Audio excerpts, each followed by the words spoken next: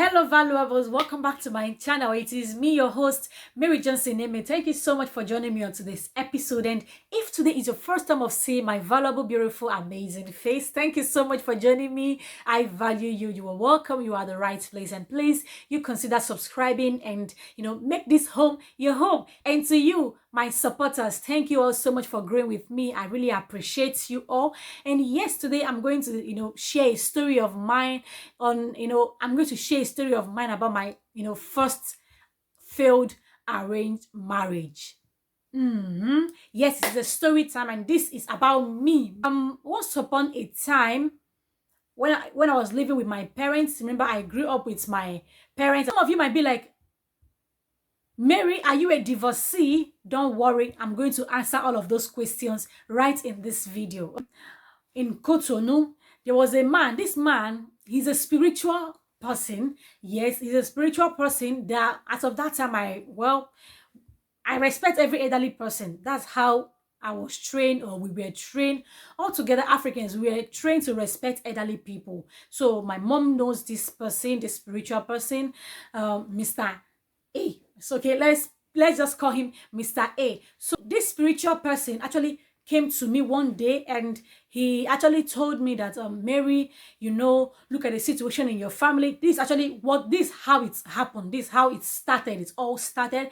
And he said that my parents have tried to train me to my secondary school, that I can actually see it, that look at the situation around, look at my siblings and all of that. He said so many things that it would be so good for me to marry someone that can take care of me. This is it.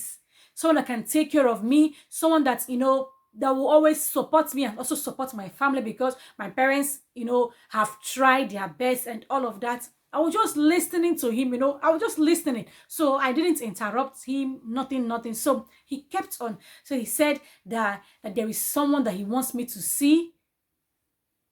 Okay, no problem. I even up to now, I didn't say anything. He wants me to see the person that what he wants me to do. And this is actually where I got thinking. He wants me to go over to his house and help him cook, help him sweep, help him wash, that as I'm doing it, that he will like me and he will come to marry me. And because he marries me, it will be like a burden lifted off from my family, because he will also support me and support my family, because my parents, they've helped, they've assisted, and a whole lot. I didn't see myself as someone that would have to throw myself to a man. You understand? Okay, although he didn't ask me to go and, involve myself in any moral acts with him. Yes, but going to a man's house, sweeping for him with the intention that, I want to sweep so that I'll be able to sweep well, so that he'll be able to like me and say, okay, yeah, maybe I'm considering marrying you and all of that. Remember, this marriage is a pity marriage, if I will put it in that way, because the man is not just coming to me because he wants it, but he's coming because a man spoke to him and said, oh, this girl is good, don't worry, she can cook, don't worry, she will help you sweep the house, don't worry, she will help you wash your clothes, your dirty clothes, so you don't have to worry yourself about washing your clothes. She will always come every Saturday, every weekend. He said that I'll have to meet the man. Remember, it is not my parents, so on a normal day, is your parents will be like, oh, go and marry, go and do this, go and do that. And also, I'm the only daughter of my parents. So for me, I don't even think that my parents will even be pushing me to go and get married, because they know that it's not that I am all they've got, but I'm their only daughter, and they certainly have to wish that I end up in a good man's house, like a man that would love me genuinely, a man that would treat me good and support me genuinely, not because I'm trying to, make him do it by my services, by washing or sweeping or cooking for him and all of that. So when he said that, and as of that time, he now said, okay, that I have to meet this guy. Sometimes when I think about it, I'm like, Mary, why didn't you just answer him? Why didn't you just, stop him immediately? But at the same time, such is life, and that's why I'm sharing this story today. So he actually told me, made an appointment with me. So the man called me. Yeah, the man called me, and we made an appointment. He wanted us to go out somewhere, but that day I said no, because I didn't want to go far from our house. I wanted it to just be, somewhere around our house. So that day, I remember I went out, okay? My daddy wasn't aware. It was a risk, right? And today I was asking myself, Mary, what were you even thinking? But I went not because, okay, what he said was so sweet to me, or the lyrics actually were in places where I just decided to like, okay, let me go. Let me just see the outcome. You get, let me see how all of this will unravel itself, how all of this would end. So I went. He called me and then we fixed a date, and I went. Okay, what do you want? Do you need alcohol? I'll be like, no, I don't need alcohol. I just need a simple drink. You know, I just need simple drink, juice, something simple. So that day we sat, we talked. We talked a whole lot. We talked and we talked. But there was just this thing. You know, when I saw him, the first thing is, the first impression, this guy is tall. He's dark. He's more darker than I am. Me, he's more darker than I am, and he has this dreadlock. He has a very long dreadlock. So he's tall. He has body. He's huge. Like when you see him, you'll be like. So when I saw him, I felt intimidated. Yes, I felt intimidated. I'm like, so many things started coming into my mind. Mary, this man, hey, this type of person. Don't you think if something should happen, maybe in where, well, don't, you know, so many things, so many, if will I say evil things, but so many things kept on going on in my mind. So many things went on in my mind. So we sat that day, we talked, and we talked. I knew definitely as from that time that this wasn't what I wanted for my life. But because there is this spiritual man there that thinks that there is this man there that thinks that, oh, Mary, this is the best thing you should do. You have to get married so that, you know, to someone that is wealthy, someone that has money. Well, at the end of the meeting, I didn't meet him again. I didn't call him again. I didn't want to ever have anything to do with him, because I just decided, like, let me just go out for the outing, because it's an out. Let me just go for the outing and just get to see him myself, because I already know what I wanted. I didn't want to go into a marriage where I'll be forced into an arranged marriage. Please don't misunderstand me. There are some arranged marriages that work, okay? Some arranged marriages that, you know, that work. It's not that they are trying to make you as a girl to look cheap. Those marriages, they work perfect, good. But in this area, the man is trying to, you know, push me into the space whereby I will be the one to impress this young guy. So that means after we might have finished meeting, I have to start going to his house and cooking for him.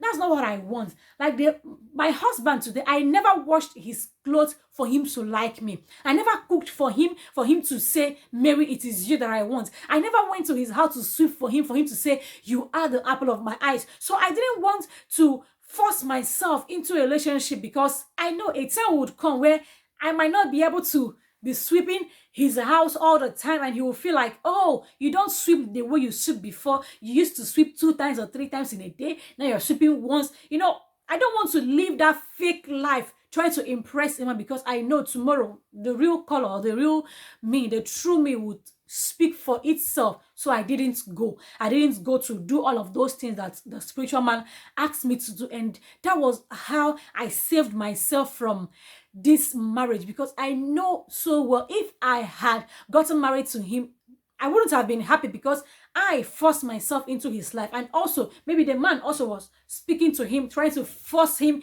into me, and he might end up hurting me. I won't blame him, because he doesn't like me or he doesn't love me. He's not interested, but he's just into it because someone advised him to. That's the story of my life. I almost got involved into this marriage where I know for sure I wouldn't be happy, where I know for sure I would just be enduring, because marriage shouldn't be endured. It has to be enjoyed. I don't want to enjoy in my marriage. I don't want to be in a marriage where I'll be crying because the man is not making me happy, or the man is a thorn in my flesh. So I decided not to go for that, you know, cooking, washing, blah, blah, blah, blah, blah, blah, blah of a thing, and so on. And yeah, this is my story. But the most important thing that I want to bring out here is for those parents that push their children into getting married. Although, yes, in the olden days, that's what is being done. They push you into it. You know, it is one thing that the man in question is interested. okay, at least the man is interested. The man will help you and he will treat you good. He will love you. But in this issue, the man himself was being spoken to by someone, and I'm also being spoken to by that same person. So he wants to bring us together. So that means from the initial, it wasn't the plan or the desire of the man. Neither is it the plan of the woman. And you see, in such relationship, in such matches, it backfires. The people end up being unhappy. They end up living sorrowfully. And that's actually where all of this violence in marriage comes up, because you never loved them. You never care for them. So you treat them as though they never exist, as though they are not human beings. So I want to just pull up this before I end this video to our parents. Please make sure you don't push your children because of money. You need money. Don't sell them off. Don't sell them off. You know, never you sell your children off for money, because that's what he's trying to do. He's telling me that, oh, he's rich and all of that. I don't want to marry I know we need money. Yes, money is, is important. We need money to look beautiful, to look good, and all of that. I need a man that is, balanced, that is good in whatever he does. But at the same time, I need a man that my heart will find peace with. I need a man that will value me. I need a man that would, love me truly, genuinely, and fight for me. So please, parents, do not push your children into marriage because you need money, because the man is rich, because you think, oh, he's going to help us pay the house rent, he's going to, pay us monthly income, and all of those things, they are vanity. They will vanish. See, they will vanish. The joy of your daughter is actually the priority. So make sure that your daughter is going into a relationship where she will find peace, happiness, where she will be loved. Because when she is at peace in her home, you too, you also be at peace in your home. Like, for example, if I'm at peace, my parents will be at peace. But if I'm not at peace, I'll be calling them every time saying there is fire on the mountain. So please, our parents, don't be selfish. Don't just think about yourself. Consider the joy, the happiness, and the peace of your children. So I rest my case here. This is my story, how I ended up. And to you, a young girl, make sure you don't jump into a relationship just because of money. Like I say, money is good, but money can never make you happy. Make sure you end up with a man that you will find happiness. Did I say marry a man that is doing nothing? No. But marry a man that even in his little, he is ready to work more hard to give you the best and to give you all your desire. So thank you all so much for staying with me. This is my life. This is my story. And here I am. I'm strong and I'm sharing this with you. I love you all for all of your support. If you have not subscribed, please subscribe. You like, share this video. Till I come your way next time, I remain your humble host, Mary Johnson Eme. And remember that you are the head and not the tail.